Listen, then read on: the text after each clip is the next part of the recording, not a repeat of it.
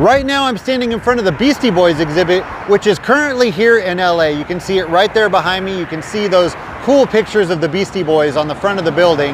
Now, I actually came and checked this out last week, but I wasn't really expecting much. I figured it would be a small exhibit with not a lot to see, but I was definitely surprised. There is some cool stuff to see in there. So I said, you know what? I gotta come back down, make a quick video to show to all of you, because a lot of you probably don't even know that this is going on. And of course, some of you aren't here in LA, so you're not able to come down and check it out in person. So I'm gonna take you inside and show it to you. Now, if you are planning to come down here and check it out in person, there's a few things that you need to know. First of all, tickets are completely free. All you got to do is go onto the website, which I think is beyondthestreets.com, click get tickets, and there you go. The other thing that you need to know is the exhibit is almost over. I think January 28th is the last day. So if you are wanting to come down and check this out in person, hurry up, because there's just a couple of weeks left. But again, if you're not able to make it in person, I'm going to take you inside right now and show you what's going on. So let's go see what we can find.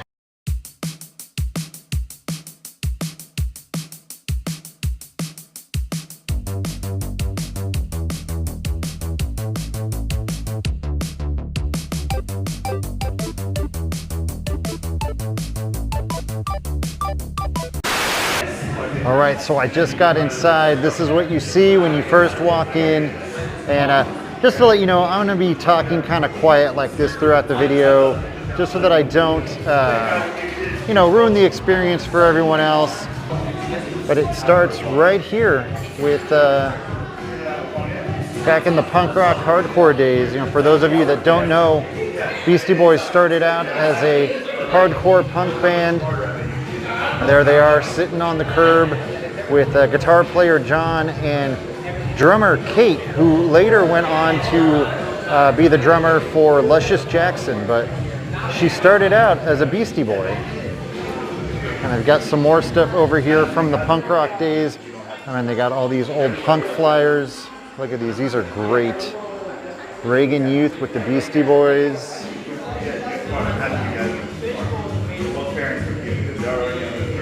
With UK subs at CBGB's.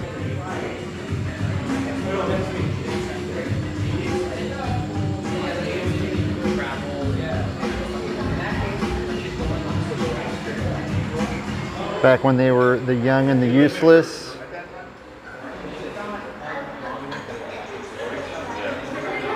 And right there, that's the first record, the Pollywog Stew, which they later re-released as Some Old BS, but it was originally Pollywog Stew. This right here has got to be so rare. This is the 12-inch single for Cookie Puss, and for those of you that aren't familiar, Cookie Puss was like the first non-punk song that the Beastie Boys put out, and it's basically based on a crank call to Carvel's ice cream shop and them trying to order a Cookie Puss.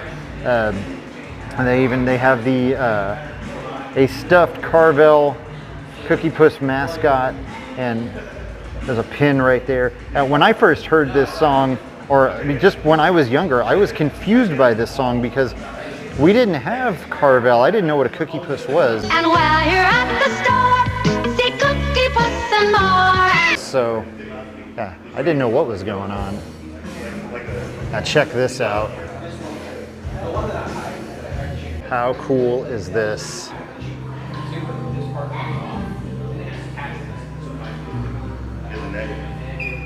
Man, still in such good shape.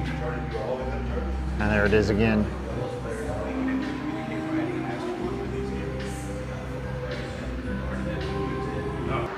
Man, this is so cool. Bayshore High School performance ticket.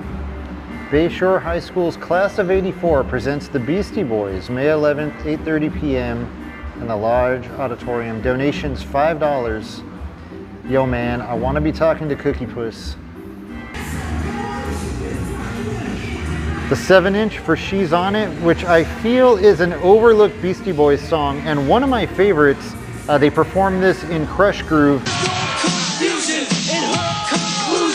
And that might be my first exposure to the Beastie Boys. When the Beastie Boys opened up for Madonna, and there's actually some pictures from that. Look at that, Madonna All Access. Oh, and look at that, a note from Madonna to the Beastie Boys. Welcome to Seattle. You guys were great tonight. Love, Madonna.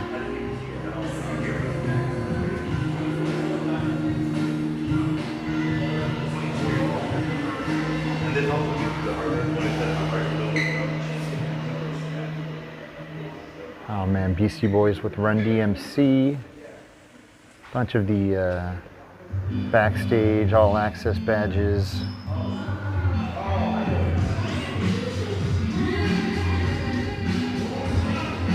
Licensed to Ill Tour with Fishbone and Murphy's Law.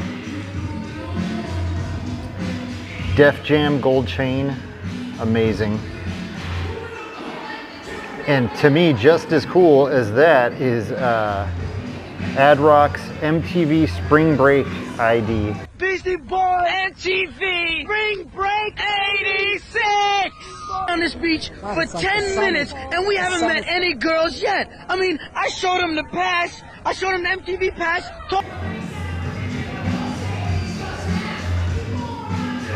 And a very famous shirt worn by Ad Rock. You gotta fight for your right. I'm sure if you're a Beastie Boys fan, you recognize this shirt. A letter here from hotel management, and it's hilarious. Dear Mr. Yauch, I have received several complaints that there are items falling out of the window and hitting people on the sidewalk. Please let me know if there's anything defective on your windows so we can eliminate the problem. I am looking forward to your cooperation in this matter. That's too funny.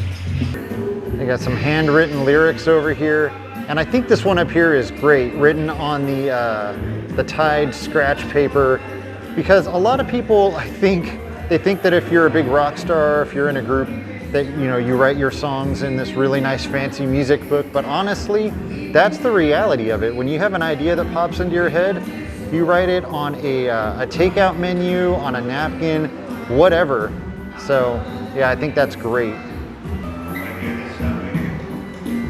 Some of the lyrics over here from Paul's Boutique.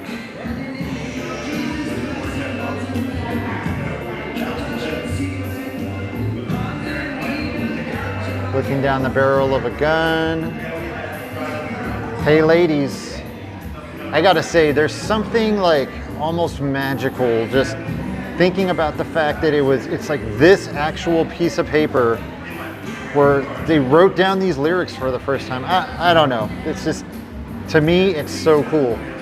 She got a gold tooth, you know she's hardcore. She'll show you a good time, then she'll show you the door. Classic.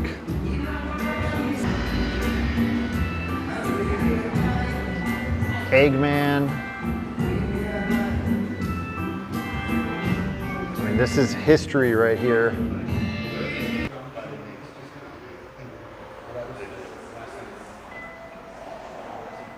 There it is. A lot of people may be chosen just to hear me rock the mic.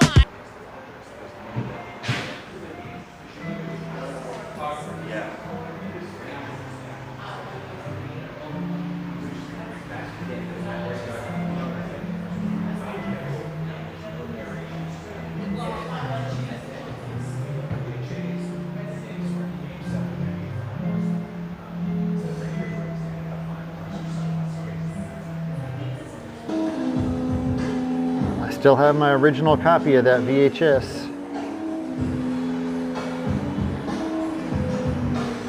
Still have my original copy of that too.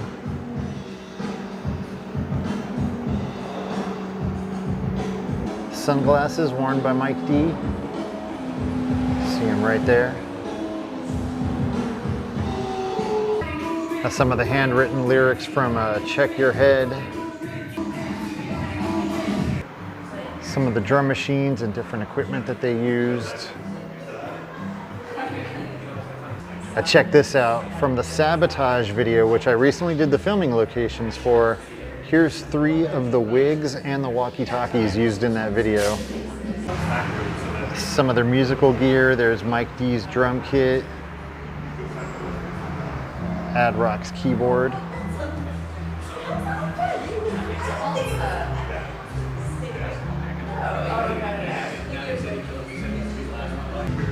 Now we're on to the Hello Nasty Days. The handwritten lyrics to Intergalactic.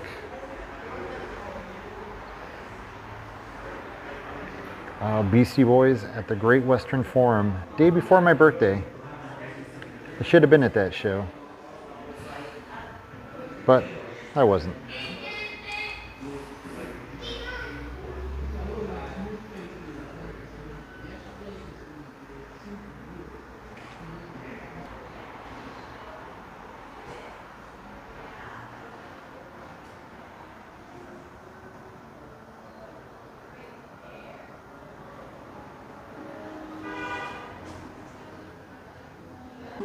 The one and only MCA. So cool.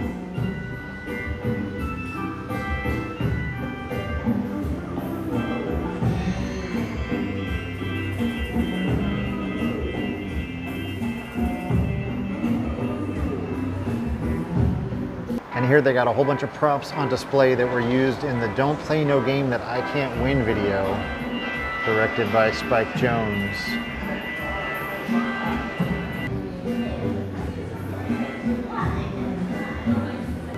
A little signed Casio keyboard, signed by Ad Rock.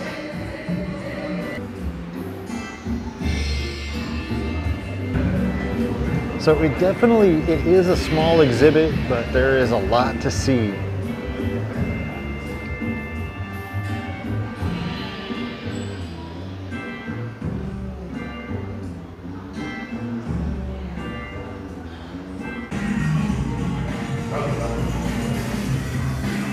Some of the handwritten lyrics from Hello Nasty.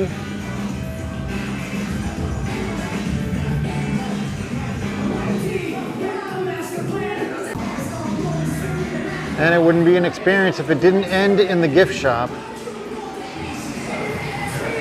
Stop and get some ice cream before heading into the gift shop.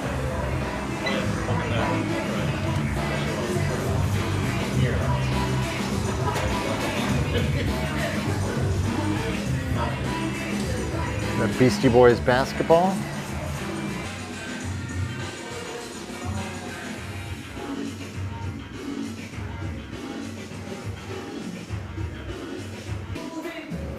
Ooh.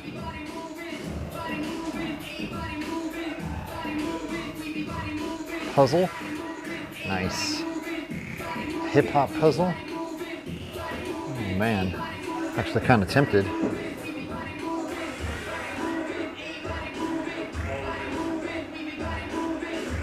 That's pretty awesome.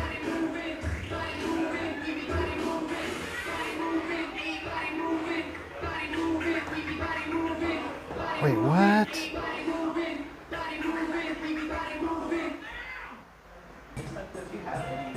I didn't even know about these.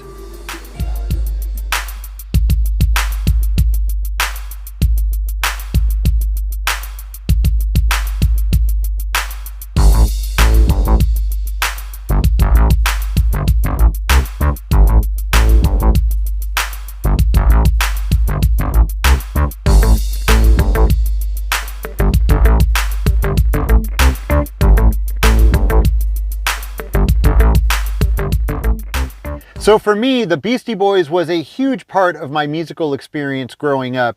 When I was a kid, you know, I listened to Michael Jackson and Prince and Madonna and Hall & Oates and Culture Club, you know, all that cool stuff that was on the radio. And probably the first rap song that I ever heard was Walk This Way by Run DMC. And that was it for me. When I heard that and saw that video, like, I was hooked.